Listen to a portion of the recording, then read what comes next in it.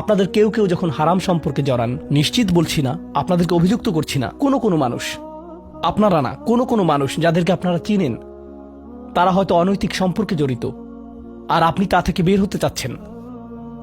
তো আপনি এই আলোচনা শুনে তাকে মেসেজ দিলেন, আমি আর এটা করতে পারবো না। সে উত্তর দিল, তুমি কি আমাকে ভালোবাসো না? তুমি এখন আমাকে ঘৃণা করো?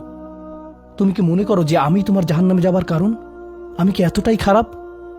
এখন আপনি বলছেন, না তুমি অতটা খারাপ না, না আমি তোমাকে ভালোবাসি, তুমি মোটেই খারাপ না, তুমি অনেক ভালো। ঠিক আছে, যদি আমার সাথে সম্পর্ক সমাপ্ত করতে চাও, আজকে রাতে আমার সাথে দেখা করো, আর আমার মুখের সামনে এটা শেষ করো। না, এটা আমি করতে পারবো না। ঠিক আছে, তুমি আমাকে ঘৃণাই করো, আচ্ছা ঠিক আছে, আমি আসছি। এটা আবার শুরু হয়ে গেল।